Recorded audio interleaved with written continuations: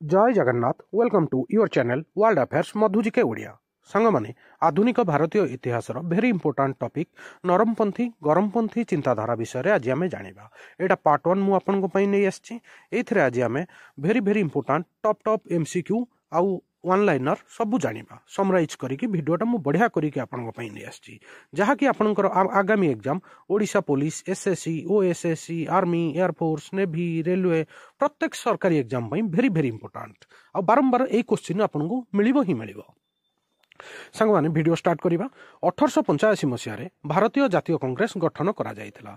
आपण जानिथिबे आलान Octavian Hume भारतीय जातीय कांग्रेस प्रतिष्ठा करथिले एवं 1907 मसीह यह दुईटी दल रे विभक्त होइथिला। 1907 मसीह सूरत अधिवेशन रे यह दुईटी दल रे विभक्त होइथिला। प्रथम रे थिला उग्रवादी बा गरम दल जार नेतृत्व नैथिले बाल गंगाधर तिलक एवं द्वितीय रे थिला नरम दल जार नेतृत्व नैथिले गोपाल कृष्ण गोखले। Very important.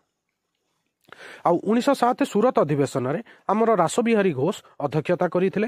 आउ गरम दलर नेता थिले बाल गंगाधर तिलक आउ नरम दलर नेता थिले गोपाल कृष्ण गोखले। आपनकु एतिकी मन रखिया को पड़िबो। आउ गोपाल कृष्ण गोखले को आमे महात्मा गांधी राजनैतिक गुरु बोली जानी थाउ। सांग माने एबे आमे नरम दल आउ गरम दल ना कहीं रहिला से विषय डिस्कसन करिबा। सांग माने ब्रिटिश सरकार प्रति जो दुई दलर नेता मानकर मनोभाव को भली थिला सेही भली भाबरे आम तांकु नाम एही भली दिया जाइथिला। जे बरे नरम दलर नेता ब्रिटिश को प्रति टिके नरम चिंताधारा देखाउथिले एवं गरम दलर नेता टिके उग्रता देखाउथिले। बाल गंगाधर तिलक लाला लजपत राय बिपिन चंद्र पाल को गरम दलर एक ट्राई मोटिव नेता भाव विवेचना करा जाए। कांग्रेसर दुई दल मध्य पार्थक्य यह एक पक्षघात करिथिला जेउथिपई स्वाधीनता पई जो आमर आंदोलन चलीथिला आंदोलन बापसरु दूरेई जाइथिला एवं यह प्रथम विश्वयुद्धर शेष पर्यंत रहिथिला।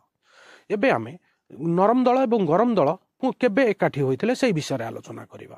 सांग माने 1916 लखनऊ अधिवेशन रे भारतीय जातीय कांग्रेसर पुनर्मिलन होइथिला। नरम दल एवं गरम दल एकाठी होइथिले आउ एहार अध्यक्षता करिथिले अंबिका चरण मजुमदार। 1916 मसीह भारतीय जातीय कांग्रेसर लखनऊ अधिवेशन रे आउ एक गुरुत्वपूर्ण घटना घटिथिला जेउथरे कि ऑल इंडिया मुस्लिम लीग एवं जातीय कांग्रेस एकाठी होई ब्रिटिश निकट रे राजनैतिक दाबी उपस्थापना करथिले। 1916 मसीहा लखनऊ अधिवेशन रे अंबिका चरण मजुमदार अध्यक्षता करथिले। Very important. आउ 1907 सूरत अधिवेशन रे रासबिहारी घोष अध्यक्षता करथिले। आपनकु एतिकी मन रखिया को पड़िबो। एटा एग्जाम रे बारंबार पचरा जाई अछि।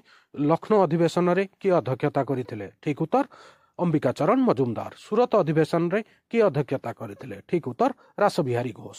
सांग माने एबे आमे गरम दलर नेता बाल गंगाधर तिलक विषय किछि इंपोर्टाट कथा जानिबा जहाँ कि प्रत्येक एग्जाम रे आपनक पई एई तांको विषय रे तिलक विषय रे गोटे दुईटा क्वेश्चन पचरा जाय थाए।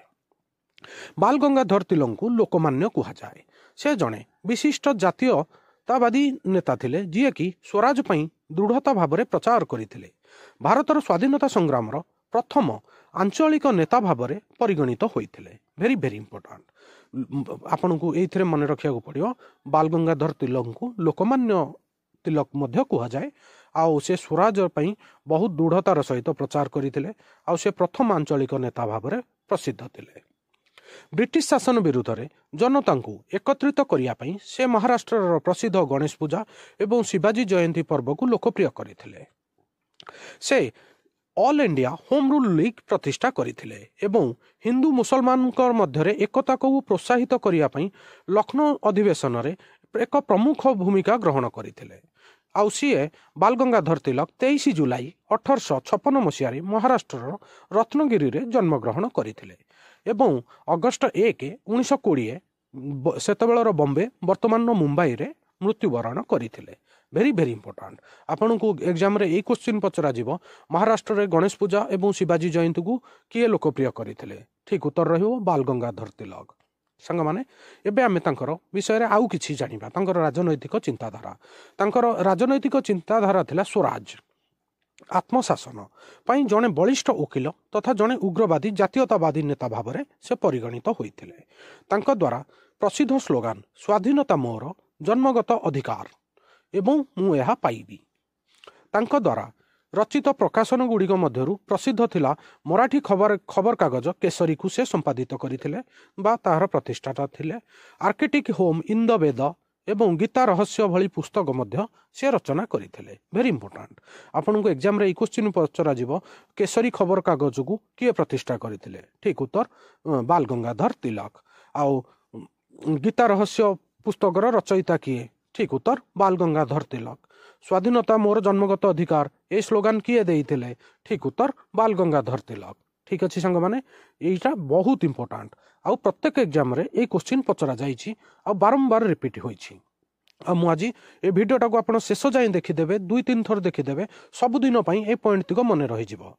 ब्रिटिश सरकार तांकु भारतीय अशांतिर पिता बोली मध्य आख्या देइथिले आउ तांकु लोकमान्यर आख्या मध्य दिया जाइथिला। लोकमान्यर अर्थ कोन? लोकमान्यर अर्थ होउछि सांग माने से लोक माने सेमानंकर नेता भाबे तांकु ग्रहण करिसंती। लोकमान्यर अर्थ होउछि लोक माने सेमानंकर नेता भाबरे तांकु ग्रहण करिसंती। आ महात्मा गांधी तांकु मेकर ऑफ मॉडर्न इंडिया रो आख्या देइथिले। वेरी इंपोर्टेंट एटा एग्जाम रे बारंबार पचरा जाइछि। महात्मा गांधी बाल गंगाधर तिलक केउ आख्या देइथिले? ठीक उत्तर मेकर ऑफ मॉडर्न इंडिया। आउ भारतर अशांतिर पिता बोली इंग्रेज माने काहाकू कहिथिले? ठीक उत्तर बाल गंगाधर तिलक। ठीक अच्छे सांग माने एबे आमे गद्दार पार्टी विषय रे किछि इंपोर्टेंट कथा जानिबा। सांग माने 1913 मसिया रे अमेरिकार सान फ्रांसिस्को रे लाला हरदयाल द्वारा गद्दार पार्टी प्रतिष्ठा करा जाइथिला। वेरी वेरी इंपोर्टेंट एटा भी एग्जाम रे बारंबार पचरा जाए। गद्दार पार्टी रो प्रतिष्ठाता किए थिले? ठीक उत्तर लाला हरदयाल। ठीक अच्छे सांग माने एबे किछि आमे इंपोर्टेंट एमसीक्यू डिस्कशन करिवा। किए बाल गंगाधर तिलक को मेकर ऑफ मॉडर्न इंडिया बोली कहिथिले? चारटा जाक ऑप्शन आपन को पाखरे रविंद्रनाथ टैगोर, महात्मा गांधी, जवाहरलाल नेहरू, वल्लभ भाई पटेल। ठीक उत्तर ऑप्शन बी महात्मा गांधी। महात्मा गांधी बाल गंगाधर तिलक को मेकर ऑफ मॉडर्न इंडिया बोली कहिथिले। वेरी वेरी इंपोर्टेंट एसएससी रे बारंबार रिपीट होइछि क्वेश्चन आगु भी रिपीट हबो। बाल गंगाधर तिलकर प्रसिद्ध स्लोगान कौन थिला? वेरी इंपोर्टेंट चारटा जाक ऑप्शन स्वराज मोर जन्मगत अधिकार एवं मु ताहा पाइबी, इनकिलाब जिंदाबाद, जय हिंद, मते रक्त दियो मु तुमको स्वाधीनता देवी। ठीक उत्तर स्वराज मोर जन्मगत अधिकार एवं एहाकु मु पाइबी। वेरी वेरी इंपोर्टेंट बारंबार एटा क्वेश्चनटा पचरा जाइछि बहुत थर रिपीट हेछि। आपण क्वेश्चन को ध्यान सहित सुनिबे।